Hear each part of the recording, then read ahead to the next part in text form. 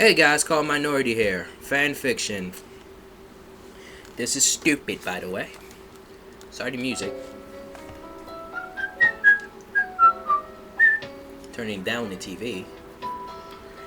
This is a Call of Duty Portal crossover. What is it? Where's the title?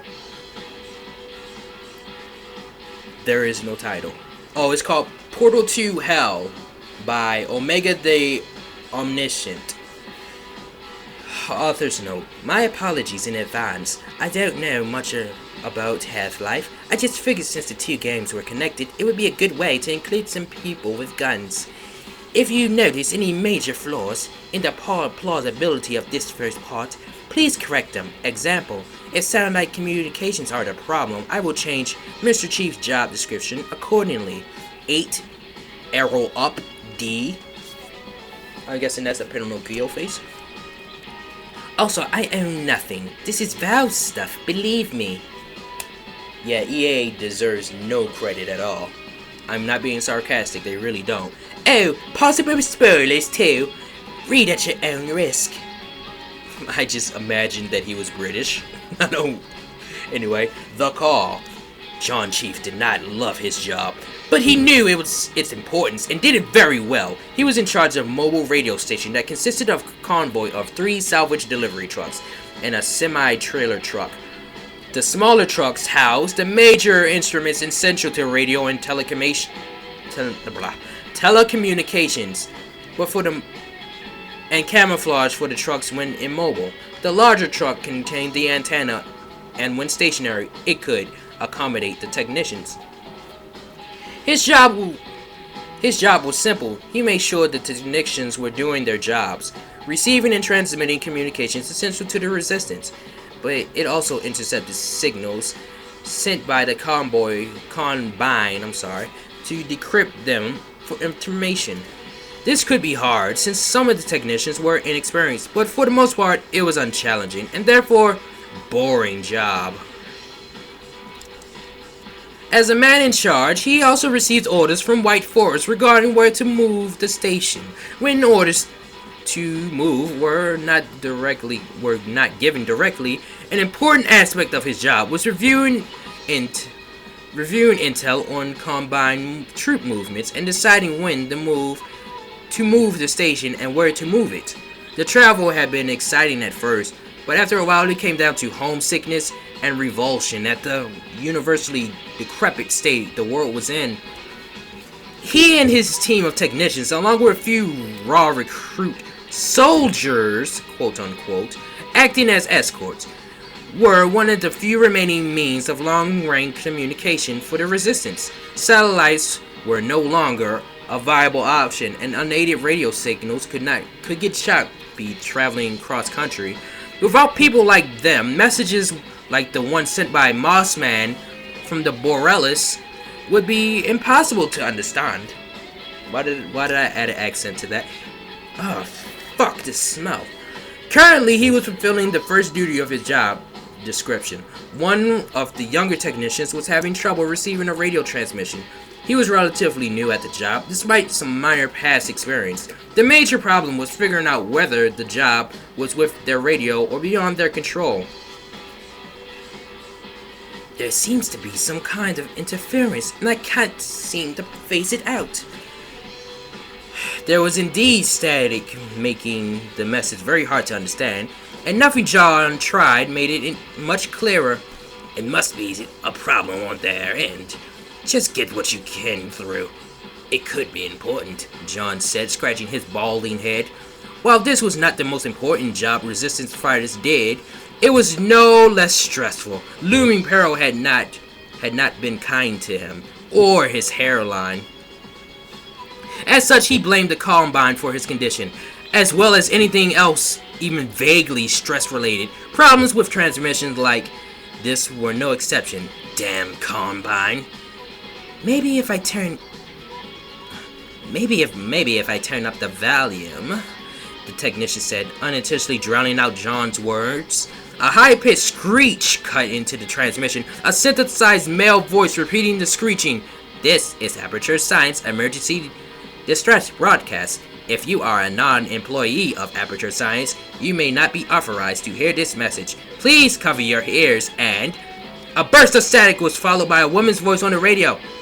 Hello there, how have you been? I know you're out there somewhere, assuming you're still alive. Who the hell is this? Asked one of the soldiers, currently off patrol duty. I thought we were operating on secure channels. What in the name of Freeman? Shouted the young technician, who had already discarded his headphones. His hands clasped his ringing ears. The message is interfering with all other communications as well. It seems to be broadcasting on all frequencies. Oh, that was calmer? I'm sorry. The message is interfering with all other communications as well. It seems to be broadcasting on all frequencies, responded a much calmer technician. Maybe if we delay transmission from one of Aperture's old facilities, it's not coming out very clear. I'm sure you're enjoying the outside world, making new friends, causing new problems, she continued, words laced with sarcasm. Then in a more sorrowful tone, you probably don't miss science at all. The tests haven't been as interesting without you. The Cooperative Testing Initiative lacks character, and the other test subjects don't have the same drive as you. They give out too easily. So many gave up while testing thermal discouragement beams or sentry turrets that I have to resign. Almost half the time I could be monitoring tests to clean up the messes they leave behind. Oh well, it's all for science. And at least I've been trying to add more to my files on human behavior. You seem to be an exception to the rule. An odd noise followed her last statement. Did she chuckle? Another technician, as a perplexed look crossed his face. Her face, I'm sorry. What the hell is this? Reiterated the soldier. Gah! Everybody jumped. Even the calm technician flinched. Yes, even I flinched.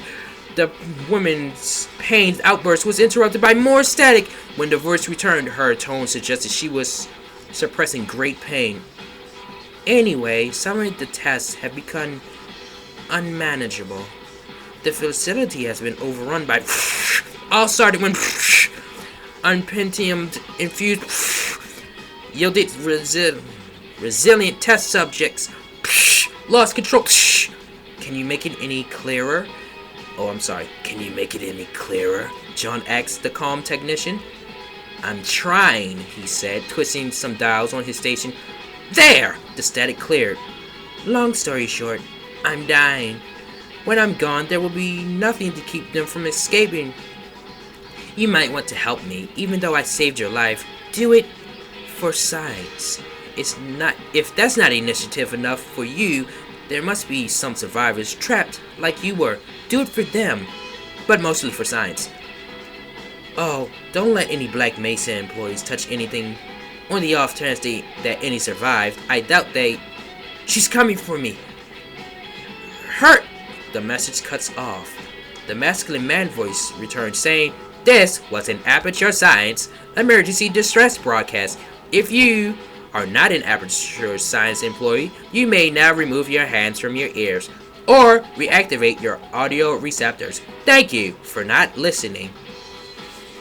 Then the interference cut off briefly, and the frenzied voices of those who had been interrupted flooded the channels. John Chief was impervious to the ensuing chaos, while technicians frantically explained that there had been another signal interference with the broadcast and made their proper adjustments to the station.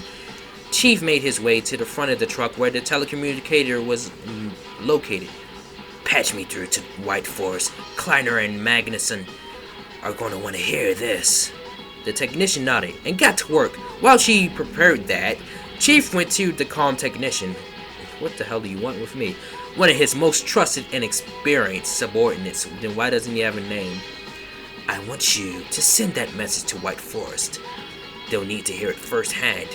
Already done, sir. As soon as I heard Aperture Good, let's not waste time. Sir, the telecommunicator is ready. Dr. Klein is waiting. Thank you. The technician returned. Oh, so the comm technician is a girl. Fuck. The technician returned to her station as Chief stepped into the tiny room. A curtain was the only barrier between him and the rest of the truck, but he didn't bother closing it. In the early stages, the threat of traitors called for secrecy, but over time, Chief developed a trust in his team. The curtain had been useless for a long time. I heard the transmission. Do you know where the signal is coming from? We've pinpointed the facility somewhere in Michigan's Upper Peninsula. Can you make it any clearer? There's only so much we can do. We will try. Well then, try. Still, this is wonderful information. Another chance to acquire Aperture technology. I'm afraid Gordon Freeman's mission to the Borealis will be search and destroy. But there is still hope to gain a technological advantage over the Combine. Aperture was working on some real mind-boggling stuff. Before the collapse of society and all that. We'll send in a team to collect research and technology as soon as possible, if not any sooner. Dr. Kleiner, I understand your eagerness to put Aperture to work to use against the Combine, but the woman on the radio implied some sort of danger. Something went wrong, and there may be survivors. Then we'll send a rescue team with this research team. That isn't the problem that most concerns me. What I'm worried about is navigating the facility.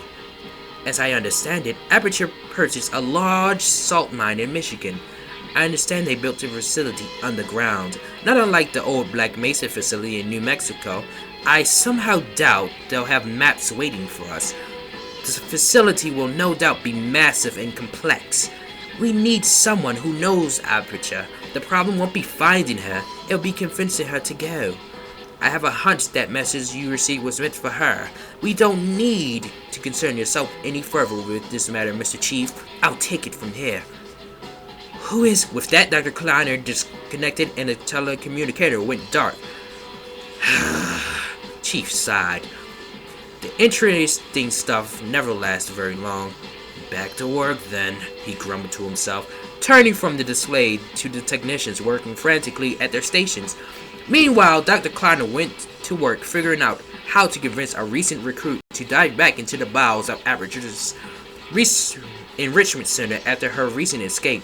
She hadn't said much about her extended stay there, which only led most who met her to conclude that her time in there had been traumatic. Perhaps the message would be enough to convince her. It had been sent to her for that purpose, after all. Calling on an aide, Kleiner gave orders to deliver the recording immediately. Last he heard, she was resting sore at White Forest. With no further instructions, Kleiner sent the aide on his way and resumed his search for Lamar. She couldn't have gotten too far.